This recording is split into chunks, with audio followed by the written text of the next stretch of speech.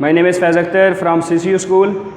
Dear students, chapter number 6 enzyme, आज उसका last topic mechanism of enzyme action and specificity of enzyme. सबसे पहले हम डिस्कस करेंगे मैकेनिज़्म ऑफ एंजाइम एक्शन को, फिर हम पढ़ेंगे स्पेसिफिसिटी ऑफ एंजाइम। तो मैकेनिज़्म ऑफ एंजाइम एक्शन में हम किस चीज़ के बारे में पढ़ेंगे? Enzyme plus substrate, enzyme substrate complex,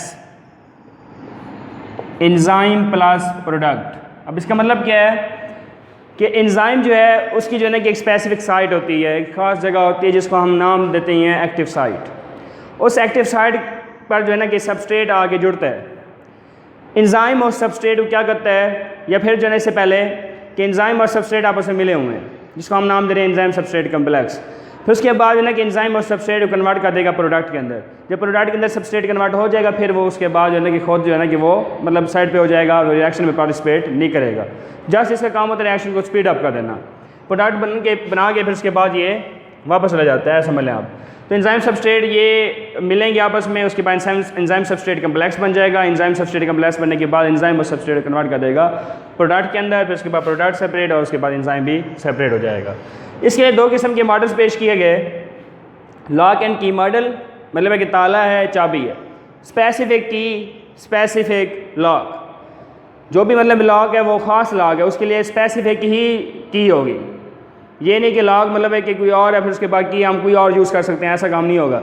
बल्कि स्पेसिफिक लॉक है, उसके लिए की जो है वो भी स्पेसिफिक होनी चाहिए। तो इसके लिए मतलब है कि मॉडल पेश किया गया। दूसरा है इंड्यूस फिट मॉडल। सबसे पहले हम पढ़ेंगे लॉक एंड की मॉडल को। 1894 एमल फिशर। एमल फिशर ये बियोलॉजिस्ट था, केमिस्ट था, जो कि जर्मनी का रहने वाला था। जर्मन केमिस्ट था ये, जर्मन केमिस्ट। इस केमिस्ट ने जो कि केमिस्ट एमल फिशर, इसने 1894 के अंदर ये मॉडल पेश किया, लॉक एंड की मॉडल। ये मॉडल किसके बारे में था? ये स्ट्रक्चर देखें आप कि एंजाइम उसकी जो है ना कि ये एक्टिव साइट है। एंजाइम और जो है ना कि जो सबस्ट्रेट है ये आपस में क्या रहती हैं, जुड़ जाती हैं। एंजाइम जो है ना ये एंजाइम, उसके बाद जो है ना कि सबस्ट्रेट ये आपस में क्या हो जाती हैं, मिल जाते हैं, कंबाइन हो जाती हैं। तो एंजाइम जो है ना उसकी जो एक्टिव साइट है वो चेंज होनी चाहिए, लेकिन एमल फिशर ने ये कहा था कि जो एंजाइम की एक्टिव साइट होती है वो जो है ना कि चेंज नहीं होती, not modification, not modification in active site. या फिर एंजाइम के अंदर चेंजिंग नहीं आती, ये एमल फिशर ने कहा था।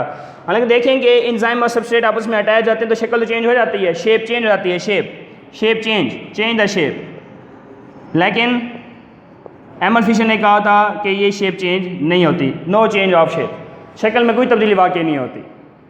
हालांकि एंजाइम सबस्ट्रेट आपस में जुड़ते हैं, इनकी शक्ल चेंज हो जाती है, लेकिन इसने कहा था कि ये आपस में जो है ना कि बेशक फिट हो जाती हैं, मिलते ज़रूर हैं, लेकिन इनकी शक्ल में कोई तब्दीली वाकई नहीं होती, इनमें कोई मॉडिफिकेशन वगैरह नहीं होती। तो ये था model lock and key model. Second model है इंड्यूस फिट मॉडल। 1958 अमेरिकन जो है ना केमिस्ट था, अमेरिकन, जिसका नाम था डैनियल कोशलैंड।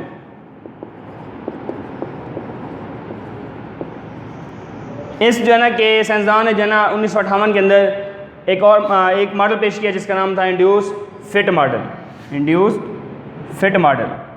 तो ये इंड्यूस फिट मॉडल क्या था कि इसने ये कहा था बेशक एंजाइम सबस्ट्रेट आपस में अटैच हो जाती हैं, लेकिन इनकी शक्ल भी चेंज हो जाती हैं, मॉडिफिकेशन होती है, मॉडिफिकेशन या modify the change, modify the shape में तब्दीली वाक़ई होती है। इसने भी ये कहा था कि फिट हो जाते हैं, लेकिन इसने कहा था कि ये शेप के अंदर चेंजिंग नहीं आती, ये वैसी इसकी शेप रहती है। लेकिन हालांकि ये एंजाइम सबस्ट्रेट आपस में अटैच हुए हैं तो आप देख सकते हैं कि इसकी शक्ल क्या हो गई है, मॉडिफाई हो गई है, शेप चेंज हो गई है। इसने ये कहा था कि जो एक्टिव साइड होती है एंजाइम की ये इलास्टिक नहीं होती, not elastic of active site. Active site जो है ना वो इलास्टिक नहीं होती। उसके बाद जो है ना कि इट इज़ रिजिड, ये रिजिड स्ट्रक्चर होता है, रिजिड ये सख्त स्ट्रक्चर होता है। एक्टिव साइट जो होती है एंजाइम की ये सख्त होती है, इलास्टिसिटी इसके अंदर नहीं होती। इसके साथ स्पेसिफिक सबस्ट्रेट आगे जुड़ता है तो उसके बाद जो है ना कि ये एंजाइम और सबस्ट्रेट आपस में क्या हो जाते हैं, फिट हो जाती हैं, तो इनकी जो शक्ल है वो भी चेंज हो जाती है। तो ये जो मॉडल था ये मोर एक्सेप्टेबल था, more acceptable model than lock and key model. Lock और की मॉडल की निस्बत ये जो है ना कि जो मॉडल था इंड्यूस फिट मॉडल ये मोर एक्सेप्टेबल था। उसके बाद जो है ना कि नेक्स्ट टॉपिक ये लास्ट है इसका, ये स्पेसिफिसिटी ऑफ एंजाइम की स्पेसिफिसिटी।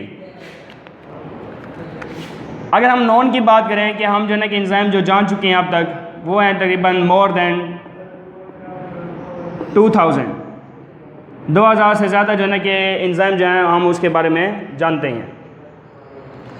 तो जो है ना कि एंजाइम की एक्टिव साइट होती है वो क्या होती है, specific active site of enzyme, active site. इसमें एक्टिव साइट स्पेसिफिक होगा। उसके बाद इसके जो सबस्ट्रेट होगा वो भी स्पेसिफिक, मखसूस किस्म का सबस्ट्रेट यूज़ किया जाएगा, वो भी स्पेसिफिक होगा। उसके बाद जो है ना कि डिफरेंट एंजाइम्स हैं और वो जो है ना कि एंजाइम जो डिफरेंट किस्म के उनके जो फंक्शंस हैं वो भी क्या होंगे, डिफरेंट होंगे, क्योंकि स्पेसिफिक एंजाइम मखसूस होता है हर एंजाइम हर रिएक्शन के लिए। स्पेसिफिक एंजाइम जैसा कि फॉर एग्जांपल प्रोटीज एंजाइम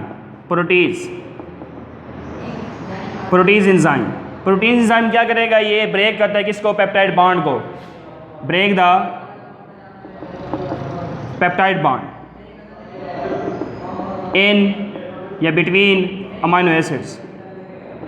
क्योंकि अमाइनो एसिड जो है ना कि ये सब मालिक्यूल्स होते हैं, छोटे मालिक्यूल्स होते हैं जिनसे जो है ना कि बड़ा मालिक्यूल बनता है प्रोटीन, उनको अमाइनो एसिड्स का नाम देते हैं। तो अमाइनो एसिड्स आपस में लिंक होते जाते हैं, मिलते जाते हैं, जिस बॉन्ड के जरिए उसको हम नाम देते हैं पेप्टाइड बॉन्ड। बहुत सारे अमाइनो एसिड्स होंगे उनके लिए फिर नाम यूज़ करते हैं हम पॉलीपेप्टाइड। तो पेप्टाइड बॉन्ड होते हैं उनकी ब्रेक करने के लिए हम एंजाइम यूज़ करते हैं, प्रोटीज एंजाइम। ये सिर्फ एंजाइम स्पेसिफिक है प्रोटीन के लिए, ना कि ये लिपिड के लिए या फिर अमाइलेज के लिए, स्टार्च के लिए। ऐसे जो है ना सेकंड है एंजाइम, उसका नाम है लाइपेज एंजाइम। ये किसको तोड़ेगा, break the fatty acids.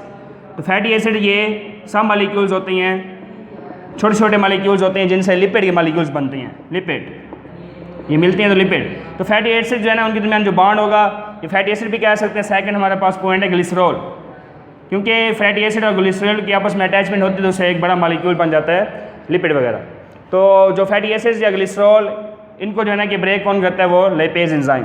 Third है अमाइलेज एंजाइम, ये किसके लिए होता है स्पेसिफिक, वो होता है स्टार्च के लिए। अब देखेंगे प्रोटीन के लिए स्पेसिफिक है, लाइपेज लिपिड के लिए, अमाइलेज स्टार्च के लिए। ये नहीं है कि प्रोटीज ये लिपिड के लिए होगा या स्टार्च के लिए होगा, हर एंजाइम ये स्पेसिफिक होता है। ऐसे जो है ना कि ये शेप आप देख सकते हैं, आपके पास 3 किस्म के सबस्ट्रेट्स हैं। तो ये हमारे पास एंजाइम है और ये उसकी एक्टिव साइट है ये वाली।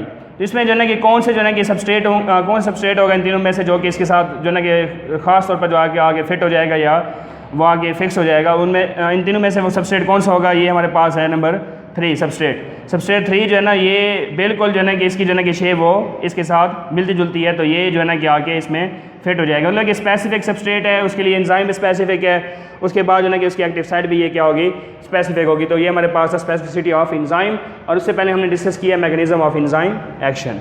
Okay, thank you.